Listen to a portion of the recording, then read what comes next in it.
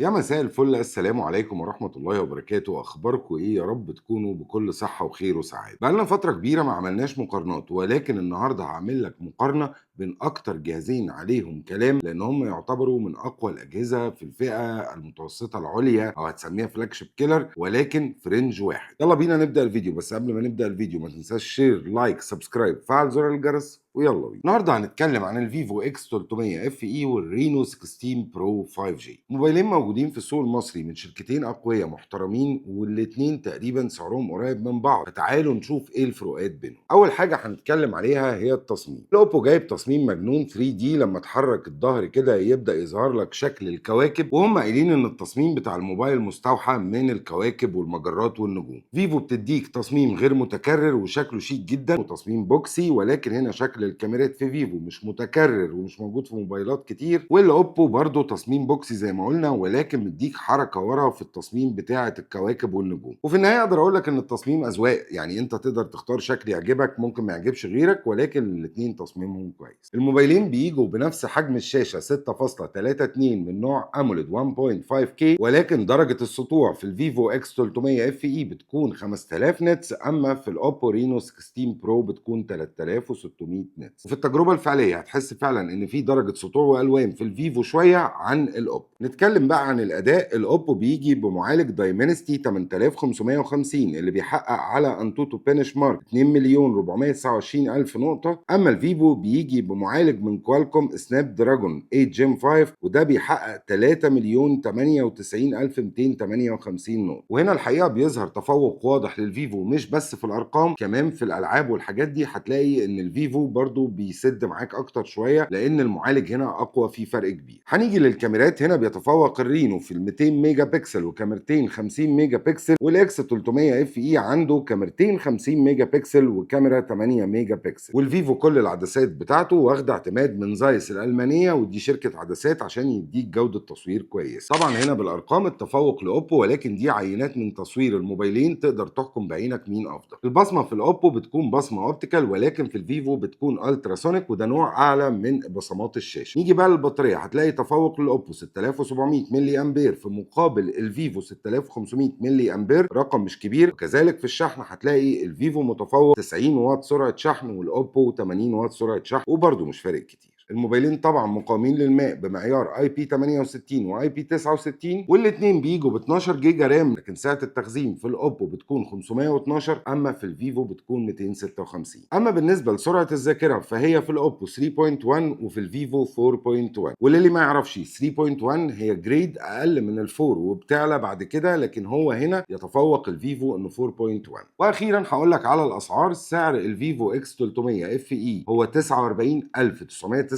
جنيه، اما سعر الاوبو رينو 16 برو 5 جي هو 57999 جنيه. لو هتسالني عن رايي، هيكون رايي صعب جدا ان انا اختار بين الاثنين. الموبايلين كويسين جدا، ولكن اقدر اقول لك لو انت بتحب الاداء اكتر، طبعا الفيفو المعالج هنا اقوى بكتير. ولو بتحب الكاميرات، هما الاثنين متقاربين، ولكن الاوبو عنده 200 ميجا بكسل. عندك نوع الذاكره يتفوق فيه الفيفو، عندك في حجم البطاريه 200 ملي امبير لصالح اوبو، وسرعه الشحن لصالح فيفو. الموبايلين متقاربين، ولكن في فرق 8000 جنيه في السعر، والموضوع راجع لك. بشكركم، يا رب ما اكونش طولت عليكم. ما تنسوش اللايك والشير والسبسكرايب، ولو عندك اي استفسار سيبولي في الكومنتات.